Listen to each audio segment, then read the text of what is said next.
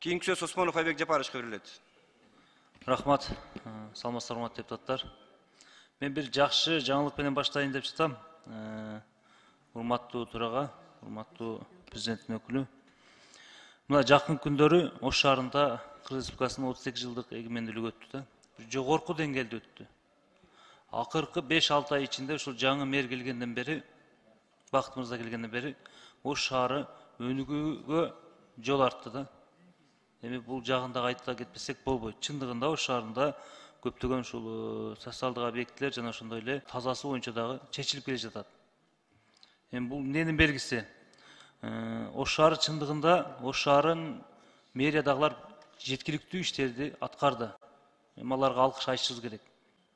Өзүңөр билесиңер, 20 жылдан бери чечилбей келген таза суу маселесин дагы ушул биздин Ош шаарынын мэриясы чечти. Эми ал жерде мэрдин жана биздин Сонбек деген ушу вице-мэр бар, башынан баштап аягына чейин чуркап жүрүп чечти. Эми бир аз Ош шаарында көйгөй маселени айтып кетейин. Алмазбек Акынжан, сиз жазып алсаңыз.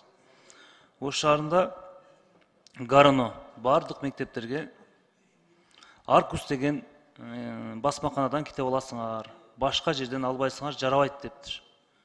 Ата-энелер китеп издеп базарда жүрүшөт. Мектепте китеп жок.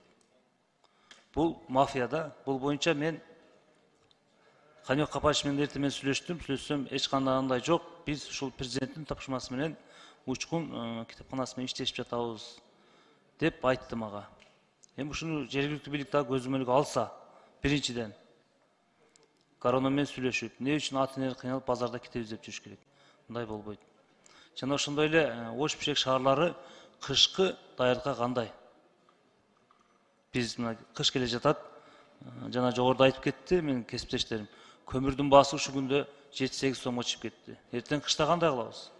Газды тартыш болот деп жатат. Газ жок болсо, көмүр жок болсо, электр энергиясы тартыш болсо, элибиз кандай болот? Ошол жагына да өкмөт келип бизге маалымат берсе. Жана ошондой эле китеп боюнча айтып кетти, мына жогоруда дагы айтышты.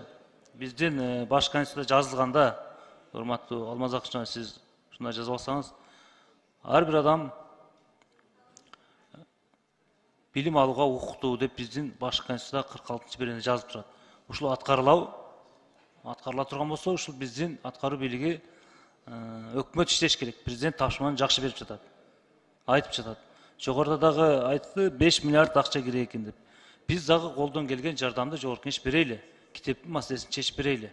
Китеп болбосо, билим болбосо биздин келечегибиз курулбайт.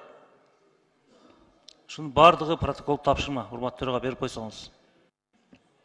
Рахмат. Аппарат. Протокол тапшырма бериңиздер тиешелүү органдарга.